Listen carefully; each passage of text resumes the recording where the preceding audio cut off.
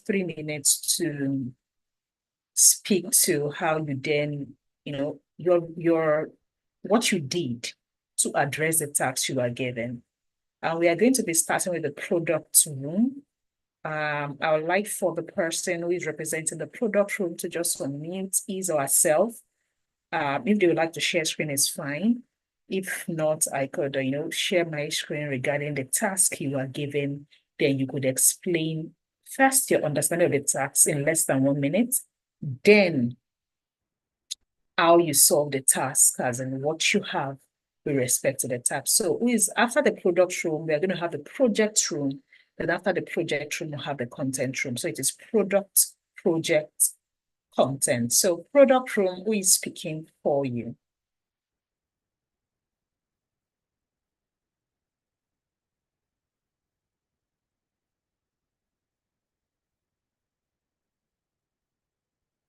Please note, you can see I did something. I said understanding of the scenario first, then the result you have. It doesn't have to be perfect. So product is representing you. We have to go. So you have less than 30 seconds to unmute yourself. By 5:50, we are going on to projects, and by 5:55, we are moving on to content.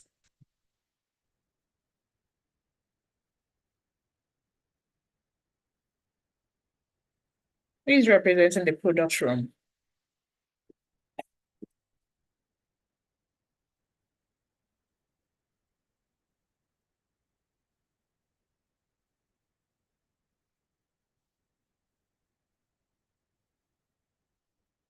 Faiza, please unmute yourself. Good evening, everyone. Good evening. Yes. So the task, my understanding of the scenario. Hello? Please go ahead. Okay. The understanding of the scenario were to take on the role of product managers at a South African health tech startup planning to launch a telemedicine app for remote consultations. And the expectations are that we're to conduct market analysis, a go-to-market strategy, define the product metrics, and plan for the product life cycle. Then midway through the project, there was a discovery that the competition is much stronger than anticipated, and it required adjustments to the initial strategy. So we're to take that into consideration and perform the objectives are to perform customer needs analysis, the competitive analysis specific to the telemedicine market, then go ahead to develop the go-to-market strategy, define the product metrics, and then apply life cycle management strategies. Okay, that's fine. So please go ahead to what you did. So for the first objective, which is market and competitive analysis. Do you want to share a screen? So I stop sharing this question. No, it's fine. Okay. For the market and competitive analysis, we try to understand the customer's needs. We did a customer's needs analysis. We try to identify what the primary target is. And one of our targets were the urban and semi-urban working professionals, because these professionals have demanding schedules that make remote consultations convenient for them. And they also have high smartphone penetration and stable internet.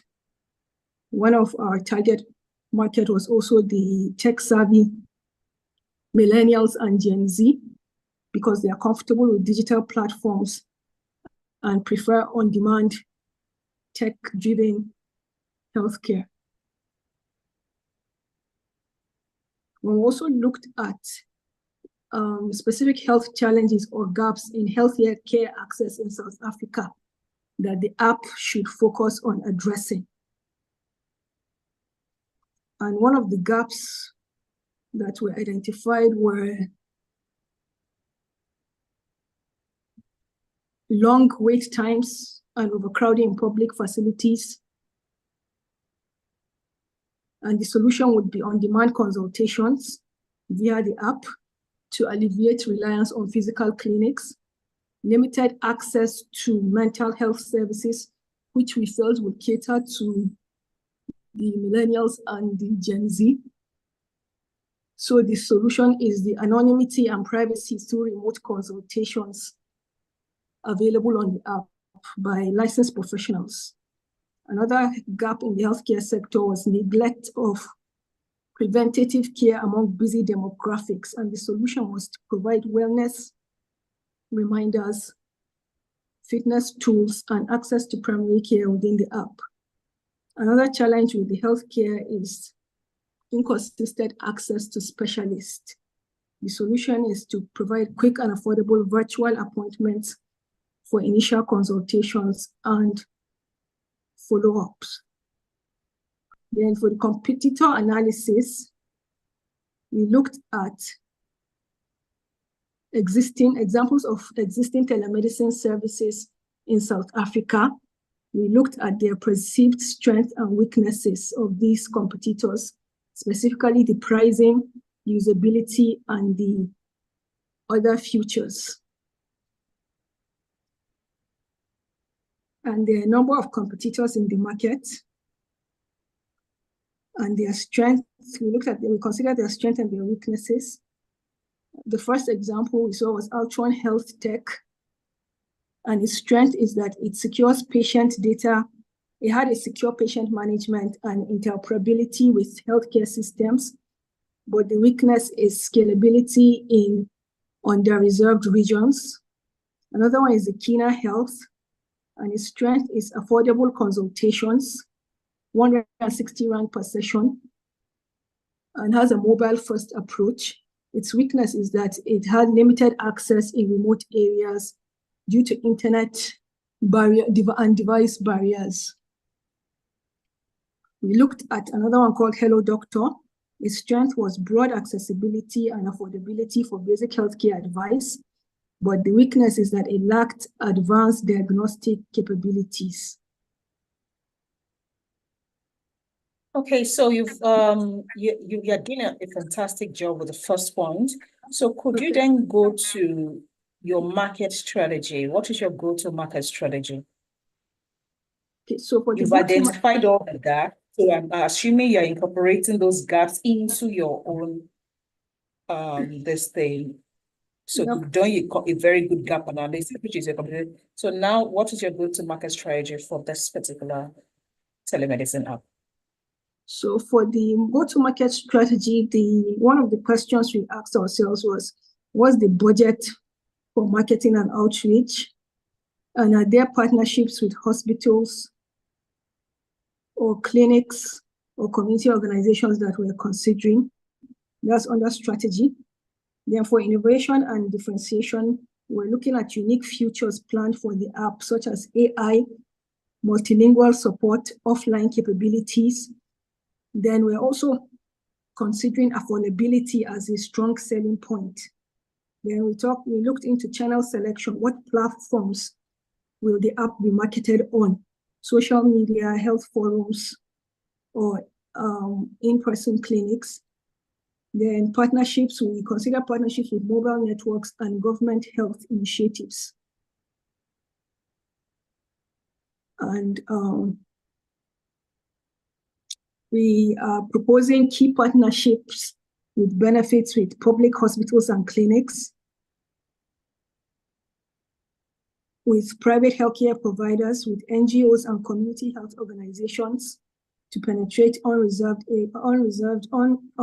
areas, with telecom providers to offer affordable data bundles or zero-rated access for app users, also with insurance policies. We We also have. I like your ideas around go-to-markets. So did you get to point 3? Were you able to define your product's market strategy, rather your key product metrics? Did you get to that? Yes, a little bit of that. And the questions What do we you think? ask ourselves on key market strategies are: what key outcomes will determine success? Number of consultations, e.g. number of consultations, user retention, satisfaction scores. Then are there specific demographic points that need to be tracked? Also, data collection methods under the product metrics. Will the app have inbuilt? We ask ourselves, will the app have an inbuilt analytics tool, or will there be will third-party tools be used? Who will the data reports target? Will the reports be for internal teams or investments? And what format is preferred for the reports? Dashboarding or written summaries? Well done, Faiza. You people have, there's a significant improvement from last week in your thought process, because you're asking the right questions. As in, from all your points, you're asking the right question. You actually even did the research of going to, because we gave you the South African market, you did your research of actually going to see what was in existence and pointing out their strengths and their weaknesses. Because if I was a stakeholder, that's what I want to hear. Like, did you do your research into the existing South African market? Also, when you talk about your go-to these things, health forums, in-person clinics, and things like that, you seem to have a good mix of online and offline marketing, this thing. Then when I asked you to define your product metrics, you said something like the number of people that actually book the consultation and everything. Because it is one thing to download an app. It is one thing to actually use it. Most tech startups or product managers of tech startups they're always saying download. And as far as I'm concerned, as a product manager, I do not see how many downloads this thing have had, because it's a health app, people have trust issues, right? It's their health and everything like that. And they want to be sure. So if there's anything I would ask you as a stakeholder, which is what you said one of your competitor really had as an advantage, was a privacy, like data privacy. Is one thing I feel like if you were a product person, you should be answering that question significantly.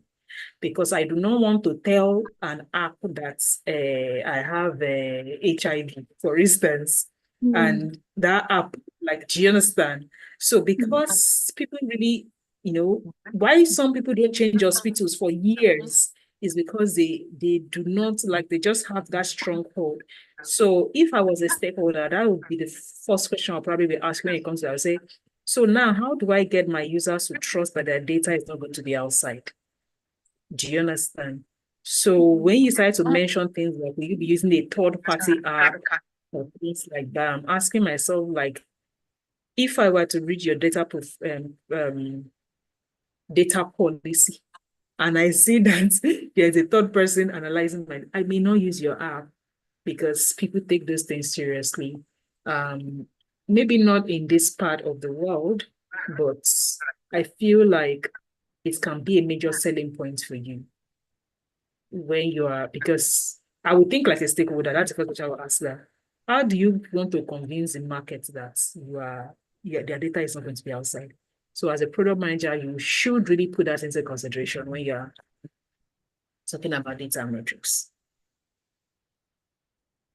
So overall, well done. You taught depth this time around. Like you put depths. There's depths in what you people discussed in your room. You understood the scenario. So well done. Thank you. Project manager, please go on and present what you have to us. I'm going to stop sharing this particular screen. Who is representing the projection?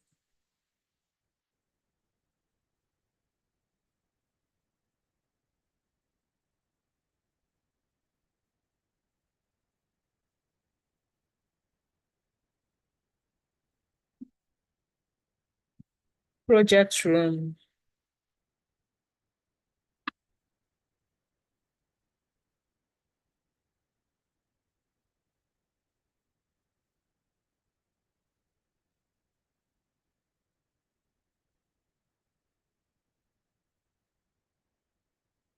Oh, Credence, please use the raise hand button so I can unmute you. Credence, could you use the raise hand button? I can't really find you on the screen. Okay, great. Please go ahead. Thank you very much, Doctor. So I'm representing the project management team, and my team and I, we're currently working on a project constructing a road transportation from Kenya to Tanzania. And midway along, we are faced with budget constraint and delay in equipment to site. So we have to come together to brainstorm on how to mitigate this unforeseen risk. So first of all, we have to look around and look at the critical issues that we have to put together to resolve the issues. And we looked at the task management, risk management, monitoring and controlling, and stakeholders management. So first of all, I would like to deal with or talk about the task management and what we did. So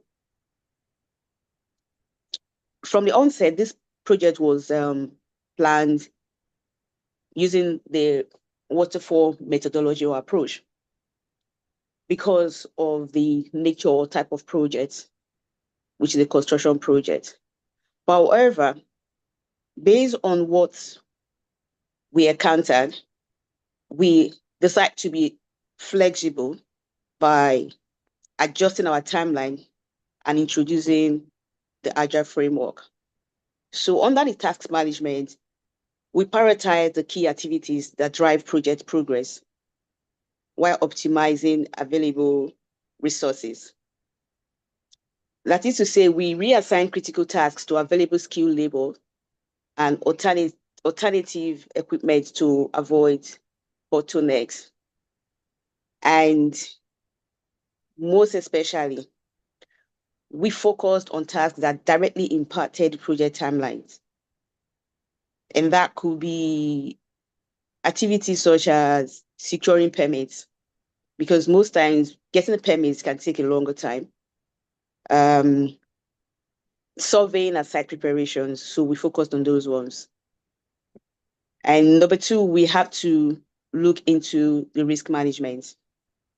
And the two primary risks that we faced on this project right now is budget constraint and delay in equipment arrival. So to mitigate this, we have to conduct thorough risk assessment. And we develop contingency plan. And that is where we have to look at alternative ways of probably getting our equipment. So we have to look inward by engaging local suppliers, subcontractors, and to source these materials locally in order for us to still stay on track as we continue to our project continue to progress to stay on track. And we set aside part of the budget as a buffer to handle unforeseen expenses. Remember, what we are facing right now is budget constraint and delay in equipment. These are the two we're facing currently, and we might probably also have some, challenges or risk that might unveil. So we have to set some portion of our budget to cushion those effects in the event they happen. And the third strategy was us looking around the monitoring and control by implementing a robust monitoring and control system to ensure that projects stay on track, which is very key. So we have to set up weekly progress meetings and establish clear performance metrics, right? Such as the time, cost, quality, and we track all of them to ensure that there's no deviation. And if there's any deviation, we have to take corrective actions immediately. And lastly, we have to look into stakeholders management, which is key, because we have to carry our clients along. And one of the things we did was that we had a regular communication with both the Kenyan and the Tanzania authorities to ensure smooth coordination, especially at border crossing. We kept stakeholders informed of all changes in timeline and budget to maintain trust and avoid surprises or any issues. And yes, we also engage the local community to ensure their support in addressing the concern about, any other things that might arise, in the process. So to wrap it up, I'm going to ask a certain question to the stakeholder at this point.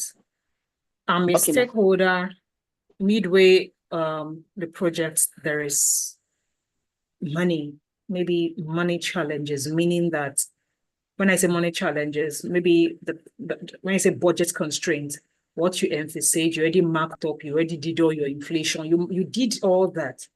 But even with the cushion of you marked it up based on inflation. If I was probably in Nigeria this thing and whatever project that was assigned to you last year, you already did all the markup, like everything. But who would emphasize that we'll have things 3 times or 4 times this thing between last year and this year? Now, but that is, as a stakeholder, it is already happening to me. Let me put it that way. Like, I'm already constrained with budget, despite the markup. So I'm then asking you as a project manager that, see, this is it too. I am constrained by budgets. In fact, even the markup has gone because the markup, the economy is an economy. I'm not asking you to give me a plan. That is what that first thing is saying. So I say, a detailed plan that I can use now to work with what I have, not because there's any other thing anyway. What I currently have is this. So there is no reserve. So I'm now saying, give me a detailed plan on how we are going to work with what I currently have, because there's nothing elsewhere. So I believe that is what, so if you could mention like 2 things you would do, like you would highlight in your plan for this construction site, right? What are the 2 things you know why I'm asking you this? These are the typical things, Julius, because if it's road from Kenya to Tanzania, so what will you do? Because it's probably awarded by government and everything. So what will you do given the situation?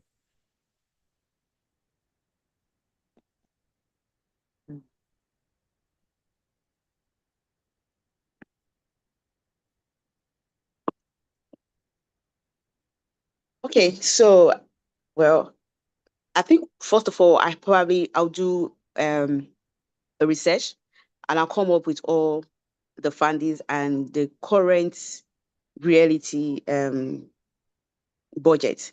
And I'll go back to my clients, go back to the drawing board. I will have to negotiate. That is exactly what is done in a real life project. When a government awards you a tax, you've done all the markup and everything, you realistically will go back and say, hello, economy is not equal. Why do you think that Julius Berger will stop the projects and say, it isn't just working? They will go back and go and say, this is. So the plan they are asking you to draw up is to draw up a new, as in whatever, an adjusted plan, an adjusted timeline, an adjusted budget, and how you are going to ensure that the quality of like what you are delivering is what you initially promised.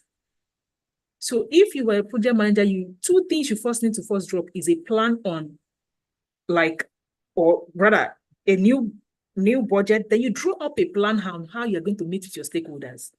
Like you have to start looking. So your plan has to include on day whatever. Let's say you say, depending on the timeline, let's say you are supposed to have completed. I don't know what your timeline is. Let's even just assume this thing, December. So your plan has to include meeting with stakeholders, December 12th. Something or a meeting of all project managers on sites, December 12th. So what is that meeting for? It is to adjust as in budget. So that should be what is on your plan.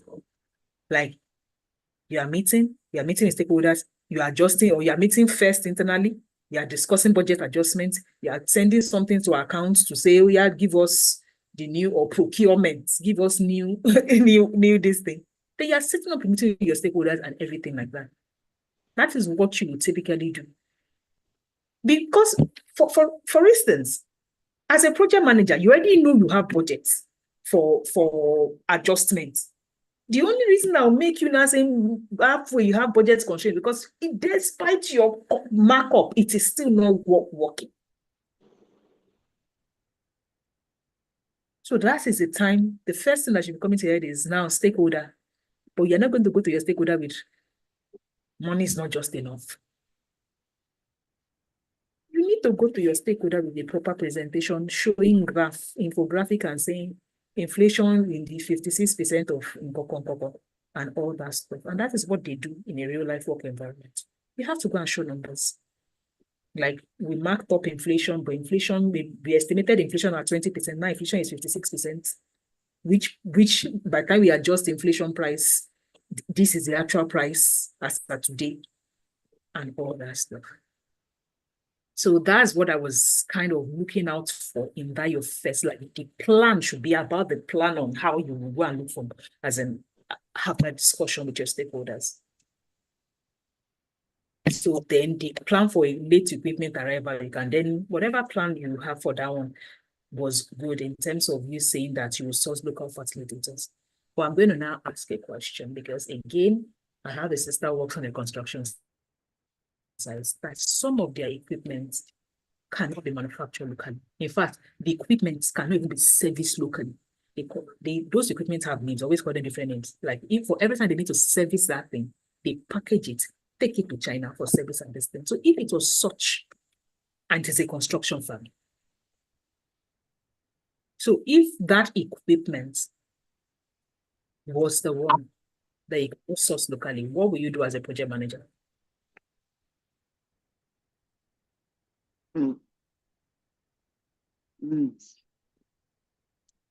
So I'll probably have to reevaluate equipment delivery timeline and maybe reach out to the international supplier, which we've already engaged with, and renegotiate to expedite the shipping options or alternative suppliers who can deliver within project's revised timeline.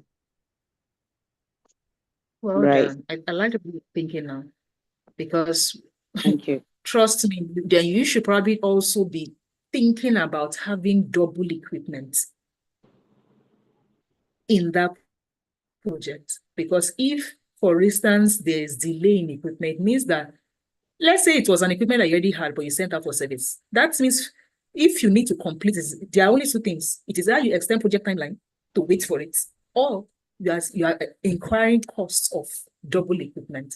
And I think that was one of the things that was done on that particular thing. They knew that at the rates they were going, if they had to deliver, because most of the time you see all this thing, they are more concerned about timeline. You can go back to them and say, give him money. Do you understand? But they are more concerned about timeline, government work, because they want to do campaign and they want to say they finished that road. So they rather give you more money and you should finish. So that is you now, or as a company, that it depends on what your values are. Maybe your value is that when we say we'll finish, maybe in your taglines, we finish when we say we'll finish. So that kind of thing, you must now start thinking, do I go to all these BOI or Bank of Industries for them to give me loan for equipment acquisition, all those things. So those are the kind of things you should be putting in your contingency actions as a project manager. What is your contingency plan? And what is the risks that is associated with this contingency plan? So for instance, let's say it's an equipment that you can source locally, then what is the potential risk associated with getting an equipment that is not you that is this thing? What is to say that equipment has been calibrated? Because all this construction is they have quality control and all those calibration. What is the potential risk and how are you going to mitigate it? If you hire an equipment for a local contractor that is not your own. Maybe in your home, when you promise the people that they gave you rule, you say, our equipment is always recalibrated every 6 months. But you go and hire an equipment. So what is the risk? So this kind of thing, you making a document or whatever thing you are doing, and you say, hire equipment that we can source locally. So you list it because it's a construction site. You say equipment for equipment, as if the equipment is an equipment that can be sourced locally, we source it from the most reliable this thing, and we would do X way. Where you will now say our risk or potential risk will be that the equipment is not, whatever it is your risk is, that the equipment is not as okay as the one you do this thing. Then you put the contingency plan for that. Once we get the equipment from this thing, we call our local engineers and we calibrate it just to be sure that it's missing up to our standard. For equipment that has to do with international shipping, this thing will talk to GHL, they can expedite and we can pay more. Those are the actual things you should be writing. If this is the scenario, this is what we do. If this is the scenario, this is our contingency plan. If this is this, these are the risks we identify.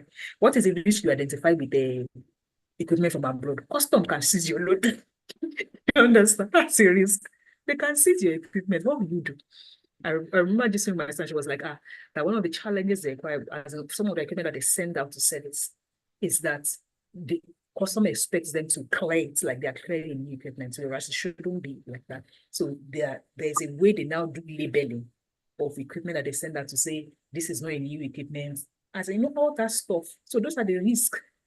Clearing of the good back or something like that has, what are the risks and how do you then have a plan to mitigate it? Well done. Well done. Thank you very much, ma'am. Thoughtful, because I was in your room and you are doing a very good job of first because of thinking through it. Thinking through it. If you are not opportune to be on a construction project, you may not have been able to think through all this logistical stuff, but how are you then, as a project manager starter, how are you then going to be able to think through it? That's where AI or research comes in, not necessarily like the research may be I remember when I was in Ondish Innovation Lab in Singapore, right? We were doing the first stage of the problem framing when we were empathizing. We had to go online to Facebook, find people that were in that. We were trying to solve the problem for a local business, maybe in Ethiopia, Kenya, I can't remember, somewhere. We had to find locals, get them on a call, ask them questions, do the research. So in your case as a project, if this was supposed to be like, let me say you are interviewing and they give you a case scenario like this, maybe they will give you 60. It's always an open book. This is how they conduct all this international or this MBA exam. Open book, you can call. You could have called someone in the construction space and say, your equipment, this challenge, what are the things that could happen with it? So at that way, you are working from an informed point, not just assuming, because a lot of the report you are giving, it was very surface level. It didn't really have, like, if this was this work, these are the kind of things you should have thought about if you had an informed. And you could ask it, I don't know if maybe you asked AI to say in the construction, this thing, what are the challenges? I don't know if you asked AI that. They did suggest anything to you in a construction this thing. What are the challenges we could make that could occur? What are the challenges? What will you do in this region? So That is the only thing, but your thought process improved drastically. I was in that room and I was listening to you. Your thought process improved. You thought about it from a stakeholder point of view than last week. Well done. Content team. Can we have who is representing you? Raise their hand. Then we can look through. Please use the raise hand button. Whoever representing the content room, let's listen to you.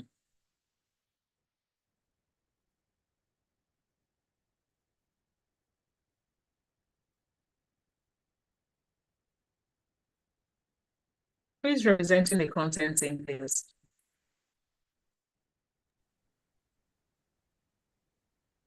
Good evening, Doctor. Good evening. Aretayo here, representing the content team. Okay. Sorry, I don't know if you can hear me. I can't hear you more. Yes, we can hear you. We can hear you. Please go ahead. Okay.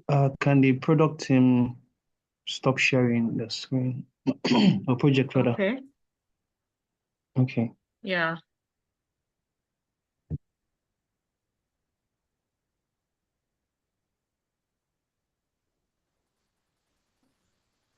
Okay. So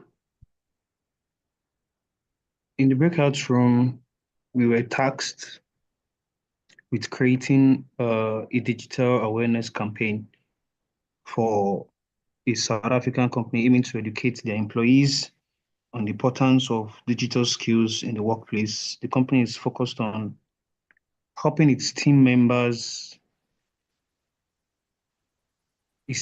to understand topics like cybersecurity, digital collaboration tools, and effective online communication. So we had to develop a cross-platform content distribution strategy to raise awareness among the employees of the company on LinkedIn, Instagram, and company internal communications, and to also create a content calendar for a month, and also to draft sample posts for LinkedIn and also for Instagram that highlight the relevance of digital awareness in the workplace. So basically, we had to first of all know who the company is, what they stand for, what they are doing, and then also their kind of employees. What kind of employees do they have? For that will help us to actually understand our target audience. So we had to understand those two. So we figured out that it could range from the entry level to the senior staff, bearing in mind that they will have different levels of digital literacy. So also we understanding that majority of their staff could have fears of challenges of learning new things. So that's why we had to know who they are actually, their level of digital literacy, especially those who have no knowledge or have some form of knowledge with the cybersecurity and digital collaboration tools. Also, individuals or employees who are struggling with basic cybersecurity practice, those that they are not fully utilizing their digital collaboration tools like Google Workspace, Slack, Microsoft Teams, and things like that, or those who could need guidance on professional online communication, such as email etiquettes, effective virtual meeting skills. So we had to look at all this. So this will enable us to know how to draft up or arrange the content calendar, knowing actually their frustrations, their pain points, their fears, what they actually need to learn, what they actually need to catch up on, and then that will help us to know what kind of content to create, and also the frequency of posting on the platforms which the employees are on, and also the kind of formats, if it's a carousel, if it is videos, if it Please, is let me an stop you for article a that you bit. want. Can I ask a question? So they ask you to develop a cross-platform content distribution strategy. Yes, ma'am. Content distribution strategy. In your content program, you realize that content distribution of various formats, content is not necessarily just for social media. You could be developing content in an ebook, in a PDF format. Yes, ma'am. I just wanted to point that. So, because I've been hearing content matrix, content calendar, remember, your client is a company that is focused on helping the team understand topics like cybersecurity and all that. Now, they are now saying their intent is to educate.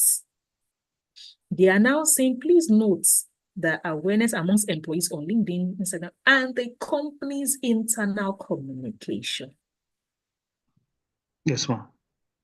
So I'm going to stop there and let you probably rearrange your delivery in a format that you are realistically thinking about the company. Because if my company, you are working for my company, and I tell you that the people I really want to educate are my employees.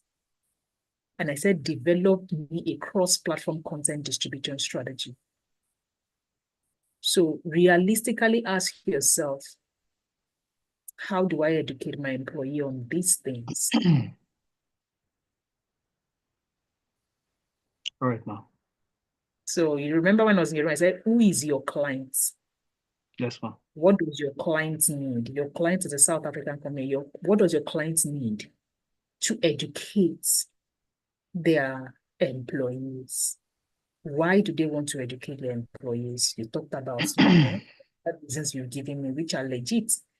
So the question is, what channels? Okay, ma'am. And are you distributing that knowledge? Remembering the focus of my clients is their employees. Yes, ma'am. So go on.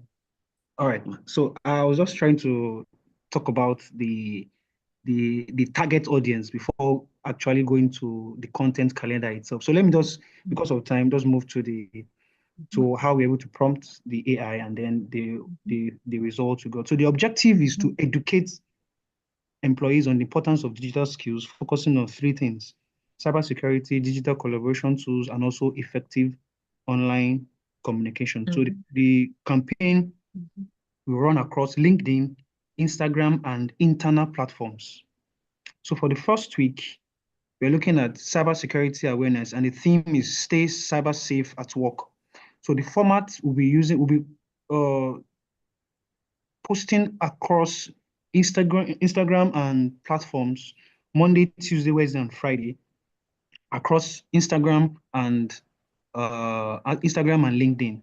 So we're using infographic carousel, educational video, and also reels with animations and also stories as well. So the engagement goal, we'll be looking at, okay, we should have at least 50 participants for the story, which is a quiz format. We need to have at least 50 plus participants in the quiz. For the reels with animations, we're looking at least 150 views and comments as well. For the educational videos, the topic actually there is 3 tips to avoid phishing scams. We're looking at least 10 comments and then 20 shares so that you can share with fellow colleagues as well. In the second week, we are looking at sharing those educational content across the internal platform, which like the emails. We gather the emails of the employees in the company. We send them emails. We can also invite them to a webinar tagged Mastering Digital Collaborations. We also make articles that we can post on LinkedIn. The webinar will be internal for all the staff of the company. For Instagram, we also use static infographics. For the webinar, we are looking at least 50% of those who will receive the invites to the webinar to attend the webinar. Also for the Instagram as well, we're looking at some poll formats. At least we are looking at that is the engagement goal, at least 50 responses for that particular platform. Also for the third week, we are moving the topics to effective online communication. And then for the internal, we are going to make a PDF available, a downloadable PDF, so they can read on their own at their convenient time if they're not actually available to read, if they don't have actually the time because of work, and then something they can do at a self-paced format, a downloadable PDF. So we'll track those that download the PDF. We're looking at least 50 people to download the PDF so that they can read. Also, we're looking at for the third week, still on effective online communication. The thing there actually is communicate like a pro, mistakes to avoid in online meetings, crafting perfect professional emails, the do's and don'ts of email etiquette. That will be an animated reel. That will be on Instagram. And also for the fourth week, we're looking at digital skills roundup. So also for the internal, we'll be sending mails. We'll be looking at getting their feedback, getting their suggestions for what they've learned so far for the previous 3 weeks. For Instagram, we'll also be looking at cybersecurity tips, like a recap of what they've been able to do for the past 3 weeks. So for that recap, for that Instagram, we're doing carousels with highlights as well. Then for LinkedIn, also the same thing, their success stories, what they've been able to learn, what they've been able to practice with digital skills, digital tools rather, for the previous 3 weeks of the awareness campaign. So that will be a story post. For Instagram on Wednesday, we're looking at what have you learned this month. That is getting feedback from them as well, the story poll format. And then the engagement goes at least 50 responses from that. Then for Instagram, the last day on Instagram, which is on Friday, like celebrating the awareness month, like a thank you post for engaging the platform over the 1 month awareness campaign. Thank you, ma'am. Thank you so much, and well done, because there's obviously a significant improvement. Because of the scenario, here is what I would do differently. So when you say develop a cross-platform content distribution strategy to raise awareness among employees on LinkedIn, Instagram, this thing. So the question is, when I post a post on LinkedIn, I distribute the content. How do I ensure the staff have read that LinkedIn stuff? So in me saying develop a cross-platform content distribution strategy to raise awareness, I need to ensure that they are getting aware of the thing I want them to get aware of. So if I was to probably develop this strategy, it has to be with the aim of, if I'm posting on LinkedIn, let's say we are writing a LinkedIn article, I have to ensure and say employees, as in we have an article that is going to educate you around. So basically you should just include, because it is one thing to distribute content. It is another for the content to reach the person you want it to reach. In this case, the internal team. So there are 2 things that occurred to me you distributed. I said, I would probably recommend, if this was my client that gave me this brief, here's what I'll be taking back to the client. I said, once we post articles, why are we using LinkedIn? I'll give them what we are using LinkedIn because there are some of the employees. Some of your employees are more prone to being readers. Some of them, maybe the older ones. So when I'm recommending to them, I say, let's post LinkedIn articles to ensure that the older people, you mentioned it in your organization, have their own format of learning. LinkedIn article.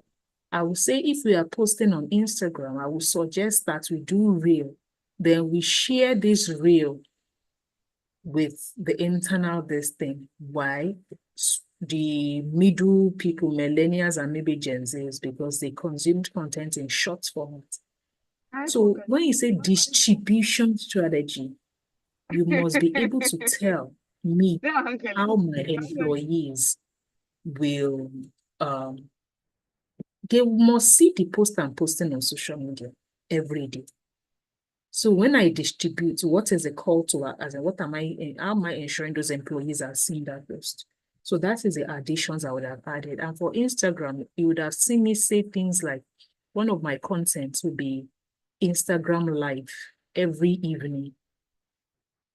I will say in that Instagram Live, we'll collaborate with 2 employees that will come and tell us what they learned on a Monday. Maybe whatever it is we posted on LinkedIn on Monday, we are, so that way I'm ensuring they read my article on Monday, because they are going to be put on the spot on Tuesday. Whatever it is we posted on LinkedIn on Tuesday is going to be used at IG Live as a point of discussion. on what they learned newly. So it can be an IG live that you say, one of my content strategy will be an IG live every single day of this 1 month campaign. So if you have a 30-man staff, one staff will show up every day. And the point of discussion will be the new digital tool you learned, or whatever it is that, or the cyber, if it is week one, maybe you say you're week one in cybersecurity discussion with our employee. So that means I will say we are having IG live every single day. That way I'm ensuring that employees are reading what I am posting on maybe LinkedIn. Lastly, that PDF was such a great idea for the internal communication and emails. However, they said effective online communication. I would have also assumed that you add Slack to your matrix or whatever, a fast messaging this thing to ensure that I can do polls in the staff internal group and say, on today's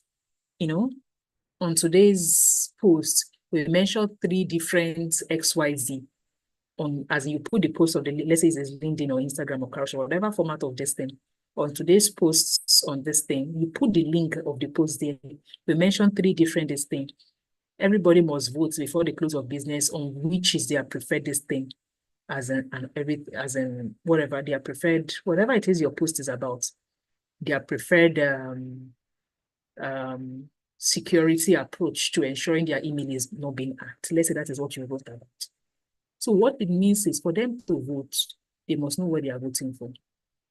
Do you understand? So they will go and read it. So this particular one requires a bit more thinking because this is just beyond you creating. The thing most content creators are used to is creating content for the outside world, to market, to generate leads. Let's create content to market. But it takes a very deep content strategies to create content for internal company awareness. So that way you must keep thinking about how does my audience receive it? And your audience in this case is the staff member of the organization, not the outside world. So forget all the formats, it to be eye-catching, it to be this thing, it to be that thing. The thing you did first about researching what is the demographic of the employees, Gen Z, millennial, wood, whatever it is. You take that first into consideration, then you then define the content distribution channels to say, for the adults, we use LinkedIn, for the middle, this thing we use, we post it, for this thing, we use this thing. That is how you should approach this if you are giving this brief by a client. Or else you would have done a very beautiful presentation saying, our LinkedIn, we will do carousel, we will do this thing, to show that you have the knowledge through of content creation, but you would have solved the problem of that client. Do you understand? So that would be my addition to this. The operational word in this whole thing is the distribution strategy. That's the operational, like the thing that is key for this is the distribution strategy for your ideal audience. Thank you, Ma. Yeah. And in case, if I was to be giving this, if it was me, I would tell the clients, oh, as an upfront, I'll say, oh, since these are your this thing, I'm not really concerned, as in, it's not just about the channel. It's not about LinkedIn or Instagram. You might even see me, I was ready to come and tell me that, oh, this prompts, my recommendations would be that we have webinars, we have paper, depending, I don't know who the company is, we do internal memos. I generate the content for the internal memo. I do this thing, I do emails, I do this thing, and the LinkedIn, the Instagram will be for the kind of content that I want to explain to them via a video, so we can do Instagram reels, and the LinkedIn articles will be, like I would expect you to tell me why we should focus more on this one than this one as a content strategist. Well, there's definitely an improvement. Trust me. Well done, everybody. I'm super proud of the way the discussion went today, because you are all now thinking about your clients, not just thinking about the theory of creating content or creating projects plan. You are now thinking about your clients, who is paying you money, who is hiring you, whether you as a freelancer or you are now thinking about your clients. So my takeaway for you today would be think more, keep thinking more about who is my client? What does my client need? Who is my client? What does my client need? When you keep thinking about that, then you are converting your knowledge into real market solutions for the person who will pay you to offer those solutions. Now, before we go, does anybody have comments, questions, anything before we close this meeting? Comments, questions before we close this community meeting?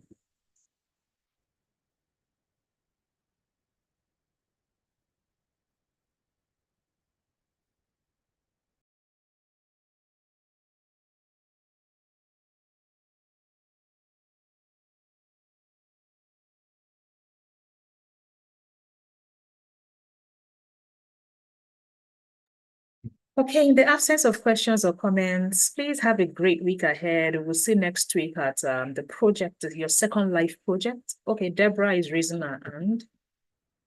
Deborah, please go on. Okay. Good evening, Doctor. Happy Sunday. Can you hear me, Mom? Yes, I can hear you. Please go ahead. All right. Okay, Mom. This is like off the technical skills kind of question. I just wanted to, look for a platform whereby I'll be able to ask this question and ask for guidance.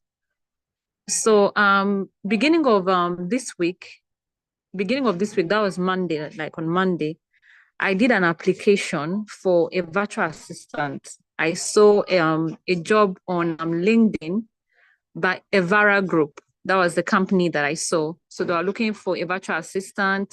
So I applied. I did my resume. I did everything that I applied to. So when I tapped on their website, they directed me to Get It. That was I think Get It is just like Indeed. So when I got there, I submitted my resume. I filled in a contact information that they sent me by mail. So yesterday, I haven't been online. I've been a bit down. So I just checked my mails yesterday. I now discovered the company sent me an email asking me to respond for an interview. So I was now responding to the instructions I was given. I was asked to give them a time frame and a date when I'll be available. And then I should open up a Microsoft Teams account and send them a certain code sent to me, which I did. So I did immediately, and immediately I did it yesterday evening. The person I was directed to was called Mr. Daniel Miranda. Yes, Mr. Daniel Miranda as my hiring manager. So immediately he started, chatting me up on Microsoft Teams. I was quite, surprised because I know from all the trainings you've given us from Work Foundational Skills, you've told us most of, the corporate world abroad, they don't really work on weekends. So I was quite surprised to get a quick response. And the hiring manager asked me who sent me, like, his name, how did I get his contact and everything. I was like, I got an email from Mr. Wealth Morgan. He sent me an email. But when I got this job, I was quite put off. Like, there was a red flag. There wasn't any corporate company email address attached to it. So in the course of my discussion with him, he said I should introduce myself and talk about myself, which I did. And he said, but the interview will be via text. I said, I'm on Microsoft Teams. I was thinking my interview would hold at a fixed time I've already sent by mail. And it would be like a conference meeting whereby I'll be a video meeting. He said, no, it will be via text. So as we kept chatting, I just had to call my husband to come and check our chat because I was getting a bit off with the interview as it was going on. Like, it was not professional at all. He kept asking me, okay, my age, where am I coming from? he now posted the link to the website of the company, which had Evara. I said, okay, maybe I'm still talking to the same person. When I now went through the information about Evara Group, the first information was talking about the different things they do, construction, surveying, and everything. The bottom line of the paragraph on the company mail, I now saw another company reflecting on the same page called Fishbeck, yes. So immediately my husband now Googled it and said, Evara Group scam. And immediately Cora gave us a lot of comments, like there are so many people that have fallen in the same trap of what I experienced yesterday, that they're all scammers and everything. So Ma, just using this platform, like for me, that's like a first timer on LinkedIn. I didn't know that I'll bump into that kind of, thing. Because immediately I finished chatting with him, he asked me for my personal contact information. So my husband said, no, this thing is a scam. You better end it. And before you know it, he started now calling me on LinkedIn. This was around 7 p.m. and it's a Saturday. So I was very, very like, no, this is a scam. So Mom, from your experience, like, you've already given us an idea. Most of the jobs are from LinkedIn. So this one was from LinkedIn, but the company looks like, okay, it's a scam. I now also checked the other company I applied to, whether it had a scam thing. So I used the same name of the company, scam as a hyphen scam, and I didn't see any information about being a scam. So I just wanted to also ask Mom, I know this is off, but in the search for all these online jobs, I just want to hear from you, or maybe there will be another meeting as we're rounding off, to give us your idea on how to know which companies are legit, even though they are on LinkedIn, because all the personnel sent in my email, funny enough, none of them is on LinkedIn. When I later checked for their names, none of them is on LinkedIn. So I just wanted to get your own, knowledge from your experience, like what are the things we should look out for not to fall victim of this kind of thing. And secondly, I also fall victim for another training. Somebody sent me an email for a data entry specialist training, and this company is from Brazil. And Mom, what helped me was my card information did not go through. I was almost putting in all my information before I just shared this same company to my husband. Just say, okay, let's just check out this company. He checked it and it was a scam too. So please, Mom, I just wanted to share this to everyone and to also maybe enlighten me more on how to be more vigilant and careful. Thank you so much, Mom. I'm so sorry to take us off what we're doing today. Thank you, Mom. It's fine. It's fine. I'm going to provide my answer to that. And yeah, the fact that you noticed immediately that they started chatting you up immediately on the weekend gave you that red flag. No proper organization does that. Let's be clear on that. So that's already is. But now let's even assume that at first glance, how do you know this kind of things? And the people they target are newcomers to LinkedIn. They typically target newcomers to LinkedIn, and it's because they know that a newcomer to LinkedIn is probably trying to search for jobs or search for opportunities generally, and does not really know the difference between these things. Now, LinkedIn is such a platform that if you are not legit, they would have banned you in one way or the other. They would have banned you. You don't have a profile. They would have clamped down on you. Whoever is chatting you that does not have a profile on LinkedIn has something to hide. Legit hiring managers on LinkedIn for job posts will chat from their profile. Like, you can click them and check out that hiring manager. Like, you can click it and check out the hiring manager. You will see them as a human being, because LinkedIn has that feature of them verifying people, like to be sure that they are not opening multiple profiles. Now, another thing is there is always a company, like there's always a company page. You see all these I come across these get it things a lot. Like if you are searching for jobs on LinkedIn, you will see some, like if you like the posts is to be repeated. Like if you want to quickly spot scams, like you will see the advertise for, they will keep reposting that job. They can post it today, post it tomorrow, post it next tomorrow. They will say get it. Like they will post for different, like one get it company will be posting different things. They'll be renewing the job often. They'll be renewing the job often, so it ranks high on top of LinkedIn. And when you click it, there's no proper information around it. No proper information around it at all. Like it's just, we are recruiting for a company that is in South Africa. We are recruiting for a company that is in the US. Kind of like there's no detailed information around it. And that is why I always, you did WFS, right? I think that was a sample of a CV I gave you, and I was particular about the only thing that should be on your CV is your city and your country, Lagos, Nigeria, Nairobi, Kenya. There is no referee on your CV. Like if you went through WFS, I covered this on WFS. There's no referee, no referee's information, no age, no spouse, no all those rubbish. If you check the sample I gave you on WFS, why? Your resume shouldn't contain personal information around you, about you rather, so that let's even now assume that you did not spot the scam and you sent your resume. Your resume cannot give a lot out around you.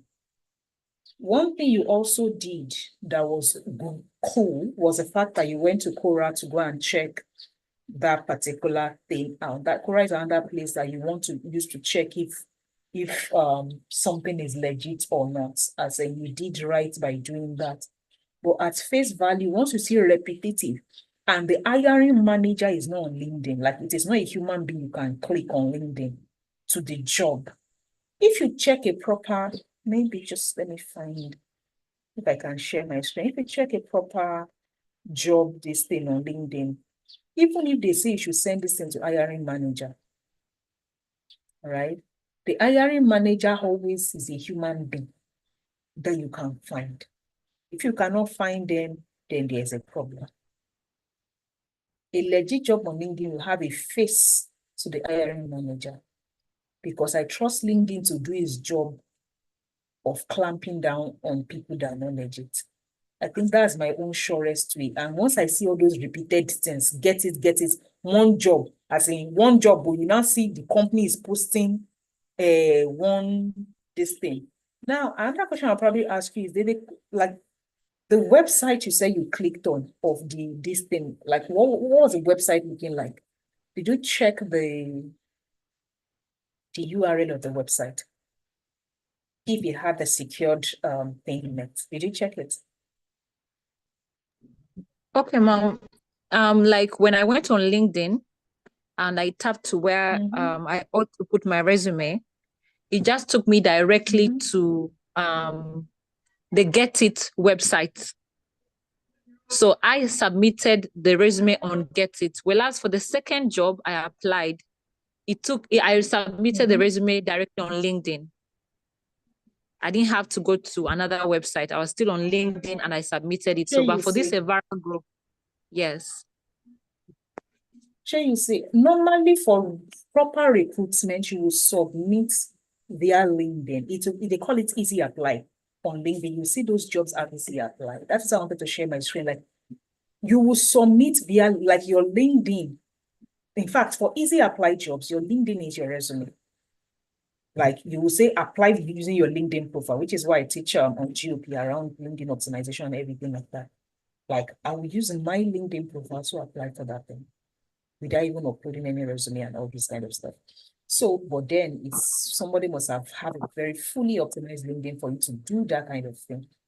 So once you go to the job, I want to go to the job and probably just find jobs that are listing.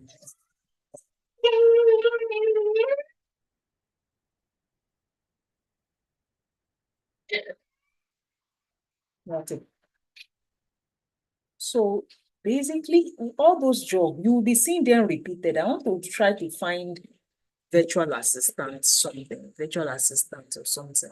you will be seeing them have the logo will be one. It will be repeated. Like it will be repeat. The job will follow themselves and it will be repeating the same thing. And you're wondering, why is it repeating the same thing? Do you understand? Once you see that kind of thing, there is no, because I don't want to say I do not even, I may not even look at the job that is hiring manager, but I'm just saying that for proper jobs, the company is always like, when you click on it, like it leads you to the company. Like you will see the company there, the company name, and if you click the company will be listed on LinkedIn. Like you will see the company, their websites, number of staff of employees, yada, yada, yada. You see all those things there. The people that work in the company, and all that, you will see it. There's no, like you will be able to determine if it's a real, because you will see number of employees, somebody is working there that you can click and like it will take you to that this thing. Another thing you may need to spot when they post that kind of thing, look at the skills requirement, job requirement, and all those kind of things. Like typically, like those kind of adverts, it's just that I don't know if you have the link to that particular job now. Those kind of adverts, they're not always detailed. They are not always detailed. They will just like, it's not a proper job description. Like it's not a proper job description. They will just put something very, nothing, like no, they are not really stringent because they don't want to be stringent. It will have very low barrier of entry. Why? They don't want to, like you look at this job, it's not even requiring anything. Like it's very, very easy. They know particular thing and they will just post it this thing. So please, for all of you that are here, especially because maybe most people are newcomers to LinkedIn. First, they target newcomers to LinkedIn. Second, once you see a job, one job, get it. I don't want to change it because it may not be get it. There's another one, I can't remember their name. Like that. They will just, they will post it multiple times. 2 hours ago, they posted it. Yesterday, they reposted that job and everything like that. Just know. Number 3, once the company cannot be referenced, you click on it. Let's say it is a company that advertise for the job. Like if I advertise for a job on this thing now, you can click it and see my company page and see my activities. Let's not assume that it is not a company that is posting themselves. They recruited an hiring manager. You will see the human being.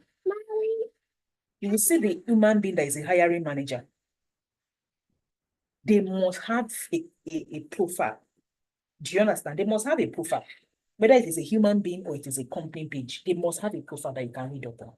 Once they don't, please skip that job and go to the next. And of course, if you now did not do all that, you now go to that interview place and somebody is responding to you to come and do job over the week, as in asking you all those kind of questions, saying an interview with via text, that is your time to cut off that thing. I just cut it off. Just know that, yes, as in something is fishy. But you did well for, even that's what I did not know, you did well in identifying it. You did really well. And for training, I don't know any training. I've never paid for training on LinkedIn because whenever I want to do a training, I go to LinkedIn Learning. Let me see if I can share my screen. I go to LinkedIn Learning to go and take learning directly from LinkedIn. Like I've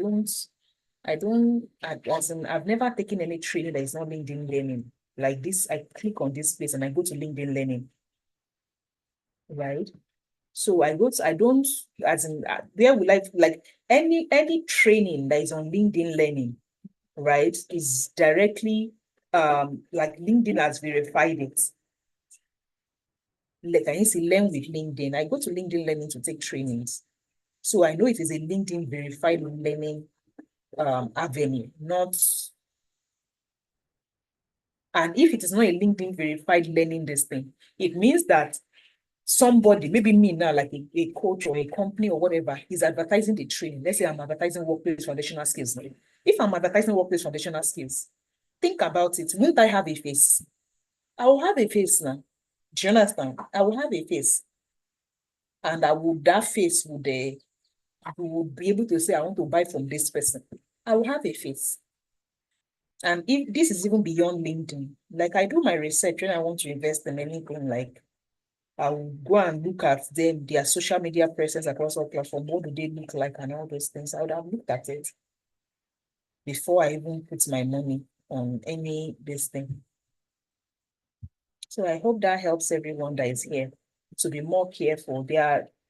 Before they used to be scammers on LinkedIn, but now people are finding ways to scam people that are desperately looking for jobs. Or you can easily tell once there's no human being with that name on LinkedIn, run quickly.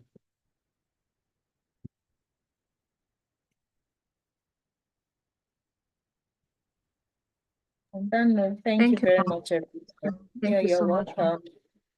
Have an amazing week ahead and stay safe on not just LinkedIn, online this thing.